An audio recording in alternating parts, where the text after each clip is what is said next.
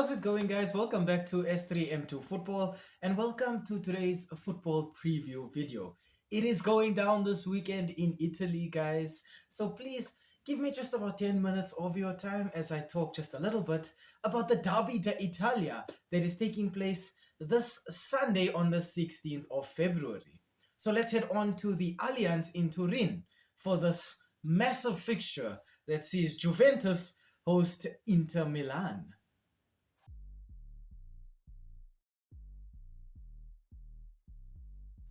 We start off our team analysis here with the home side being Juventus. Now, the last 5 fixtures for the Bianconeri have ended in 3 wins and 2 losses.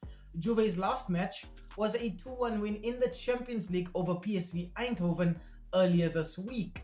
And in their last 5 fixtures, Thiago Motta's team have scored 9 goals and conceded 7 goals. The first player I have to talk about for Juve is somebody who's joined the team and made an instant impact. French centre-forward Randal Kolo Muani has 5 goals in just 4 appearances for Juventus this season.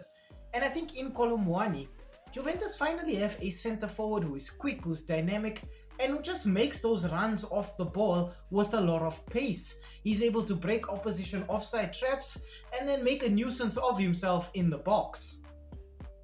Creating some of the chances for him, I'm expecting to see Dutch attacking midfielder Teun Koopmeiners.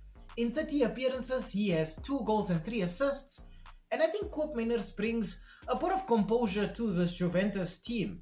He's a conductor type of player, so he likes to pass the ball around in midfield, give them a degree of control and influence over the game, and just use his passing ability to inject a bit of creativity into Juventus's midfield. Keeping things solid at the back, I want to talk about Italian centre-back Federico Gatti. In 32 appearances, Gatti has 1 goal and 3 assists, and I think he brings a bit of physicality to Juventus's backline. He's a strong centre-back, but he also gives them a little bit going forward. He likes to make those attacking runs, just marauding around in the opposition third when Juve are looking to push extra bodies forward.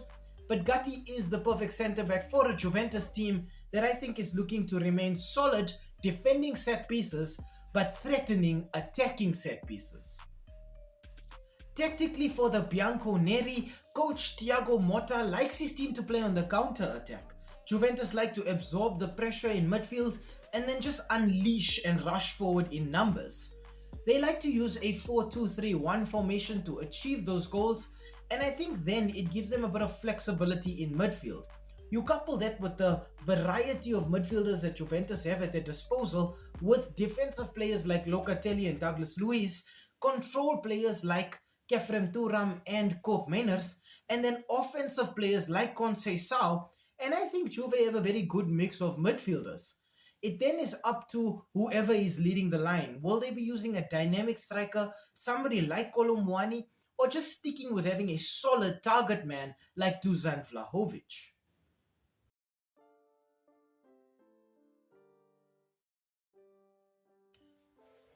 Okay, on to the away team. Now, for Inter Milan, the last 5 fixtures for the Nerazzurri have ended in 3 wins, 1 draw and 1 loss. Inter's last match was a 2-1 win at home against Fiorentina. And in their last 5 fixtures, Simone Inzaghi's team have scored 10 goals and conceded just 5. The first player that I have to talk about for Inter here is somebody who's been very quiet actually when it comes to getting goals. French centre-forward Marcus Thuram has 14 goals and 8 assists in 32 appearances. Thuram for me is a very quick centre-forward, but he's got very good work rate. He always just slots in wherever the team needs him to move, and he's a very lethal finisher. But he's also more than content to play second fiddle if it means that the team gets the result and he doesn't always get the goals. Creating some of the chances for Thuram and the rest of the front line, I'm expecting to see Italian central midfielder Nicolo Barella. In 31 appearances, he has 3 goals and 6 assists, and for me, Barella operates as one of the orchestrators in the midfield for this team. He's very good at operating as a deep line playmaker, he's got great passing range and accuracy, and if you're looking for goals, Barella is the kind of midfielder who can get you those as well. He's an efficient tackler, and I think all of these qualities combined make Nicolo Barella a very well-rounded midfielder. keeping things stable at the heart of the defense for Inter Milan, I'm expecting to see Italian centre-back Alessandro Bastoni. In 33 appearances, Bastoni has just 1 goal, but he does have 5 assists. And I think as a centre-back, it shows that he's a very aggressive player. He tackles very, very well. He's tall and physically imposing, but he knows how to move the ball as well. You'll see Bastoni sort of playing these long balls from the defense, either to the wingbacks or to the centre forwards. But it shows that Bastoni is good at winning the ball and he's good at cycling it through the team as well.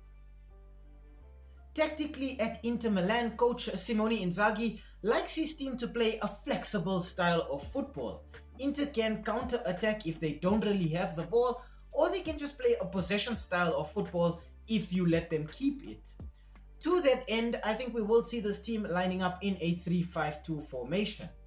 Inter really have some very flexible wingbacks. Players like Federico Di Marco, Carlos Augusto and Denzel Dumfries are all very efficient both at going forward and supporting the attack and at dropping back to sort of provide some extra defensive cover.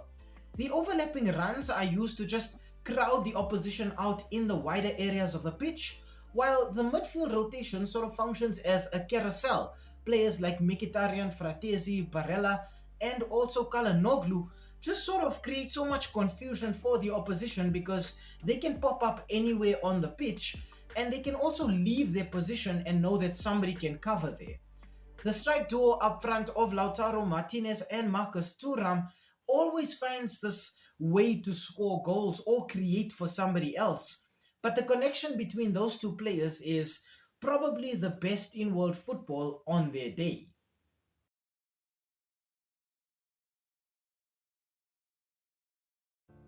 Okay, on to the head-to-head in the S3M2 Verdict. Now, the last 5 fixtures between Juventus and Inter Milan have ended in 2 wins for Inter and then 3 draws. So the Derby d'Italia has not really been a very good fixture for Juventus in recent years.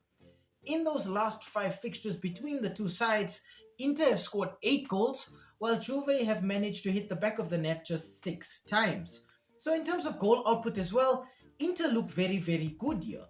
If we look at the Serie A table right now, Inter Milan are second with 54 points, while Juventus find themselves in the unfamiliar position of 5th with 43 points. So right now, Inter will be looking to apply pressure to Napoli at the top of the log, while having pressure applied to them by Atalanta. And Juventus, for them right now, the priority is just finishing in those Champions League spots.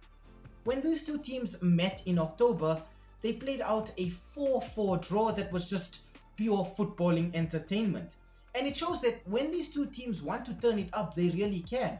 But it also showed that Juventus do have the potential to mix it up and be part of the title race. They've just really struggled with consistency this season. I think you couple that with the fact that Juve have had a major disaster when it comes to centre-back injuries, with players like Bremer, Cambiaso and Kalulu all out for this fixture as well. It does kind of show that Juve have had issues in these areas of the pitch.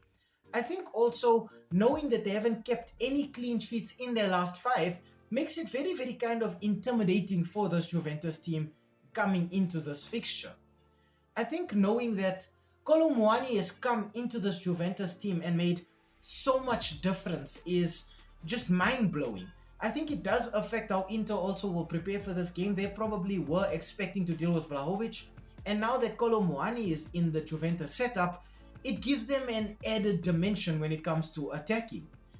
I think also knowing that for Inter, the Lautaro Martinez and Marcus Thuram connection has not been very consistent this season, kind of means that everybody else at Inter Milan has had to step up. We've had to see goal scorers from the defense and the midfield, and it sort of created a situation where everybody could score if they wanted to. And I think it makes Inter a very dangerous team throughout the pitch. I think though those defensive issues, the lack of rest days, and maybe just the form coming into this one balances out whatever advantage Juve had with them playing at home. My score prediction here is going to be Juventus 1, Inter 1. I think a draw at the Allianz has been a very common result, and I think as good as Inter can be, right now they're struggling a little. A loss against Fiorentina and then a win against Fiorentina shows that this team can be beaten. And that first loss against Fiorentina was a 3-0 loss. So it can be very, very heavy scorelines. Juve have also proven that they can score against Inter. I mean, those 4 goals in October were no fluke. But I think here it's going to be a situation of both teams wanting to get something, but nobody just giving enough to get everything. And I think that's going to just bode well for teams like Napoli and Atalanta and Lazio. And it doesn't really do too much for either one of these teams.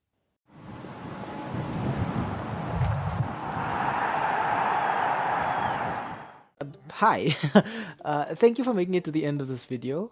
We really appreciate the watch time and the fact that you took some time out of your day to spend it with us talking about the sport that we all love.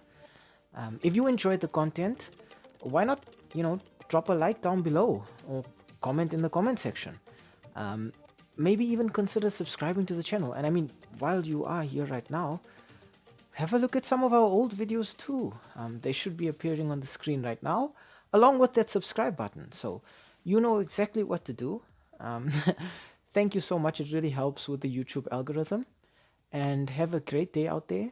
And we hope to see you again very, very soon. Thanks. Stay safe.